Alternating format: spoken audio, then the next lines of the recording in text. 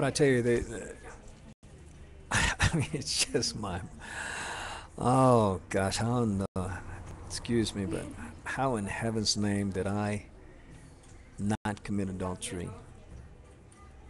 It's just my fortitude. It just wasn't going to happen no matter what. Unbelievable. Unbelievable. Mm. You know, when this was only one of the psychiatrists. I think it was the last one, the last woman who told me about the dream and could interpret the dream that if it was an adult, that's what it was signifying. And that the reason Katya was so angry and hated me was because she no longer had the covering of the father over her, and that there was a possibility that something had happened to her.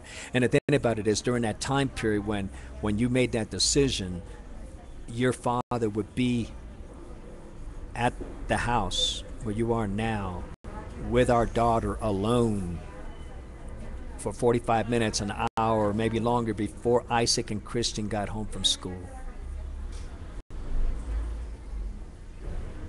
And it was during those times, according to the timetable that you told me, that Katya started to have those dreams, that it was during that time period that Katya started to have those dreams. Wow. Unbelievable. Now, these videos are not going out all over the internet. They're on YouTube, and I have to figure out how to do this thing. Because, see, I'd love to talk to Katya about this. I'd love to talk to my children about this. But, see, you've done everything you can to poison it. So the only way I've got is to put them on YouTube. But I'm not trying to put them on YouTube for the publicity of everybody, etc. But this way, they can come and listen to their father speak. And this way they can learn the truth. This way it is established in the mouth of two or more witnesses. Marisol, all I can say is this. You need to come clean. Now let's talk about repentance. You know, you go to your churches and all this, and you think that, oh, forgive me this, that. That's not the way it works. That's manipulating. Let me tell you, I got this at Pastor Jim Langlois' church in Ashland, where he got church. And actually, as I mentioned, his wife, I want to be free, you know, and all this. But anyway, he gave a teaching one day. First time I heard it in all the years in relation to true repentance. Number one, the action, which is the sin, has to be done. So you have to do the sin. The second thing is, you have to then recognize that you have sinned.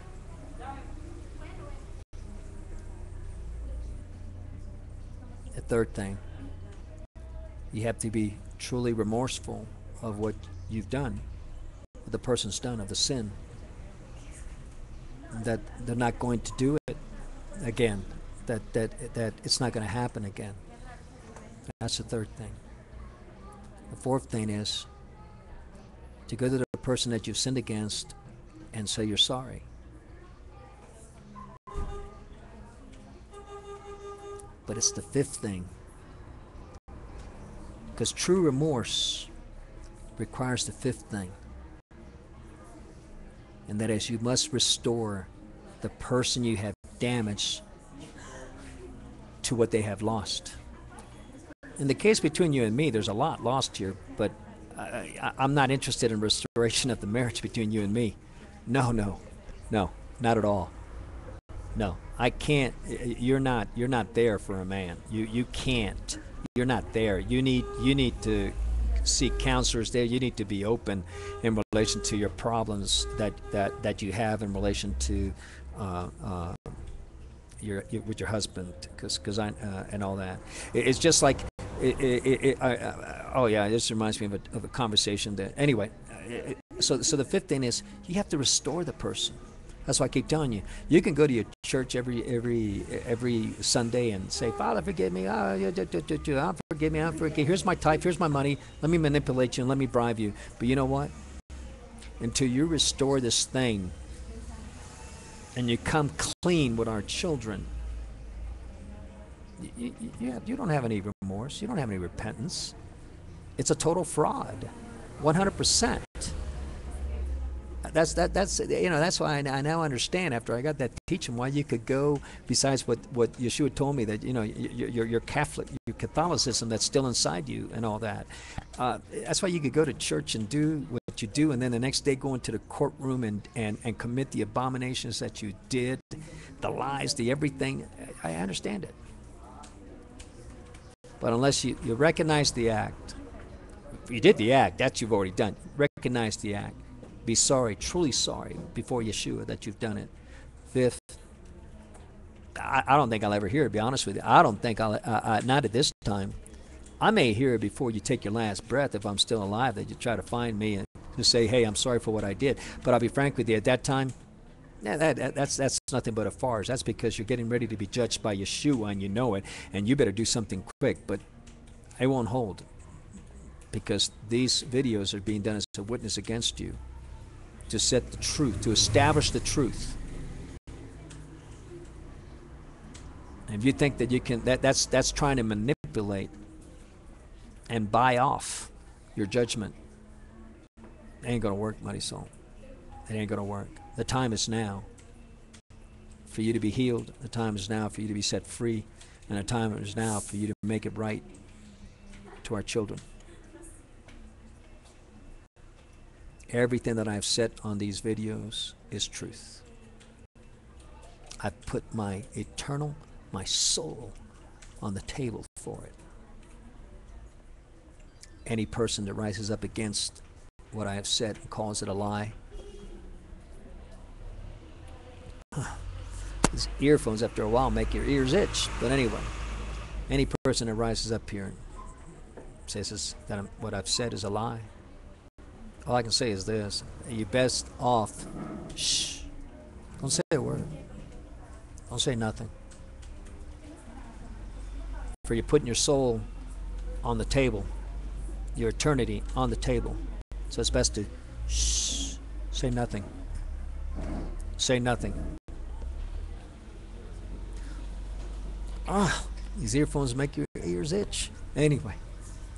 But I welcome any person who says that what I've said is a lie to write to me. You'll see the email address on the subject line and all that. Even my phone number. Call me. Tell me I'm a liar.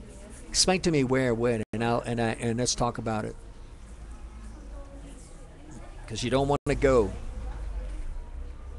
in the second death into the eternal lake of fire. You don't want to go there. Okay? Now, which reminds me, I was going to say something here. So it reminds me of the time, for example,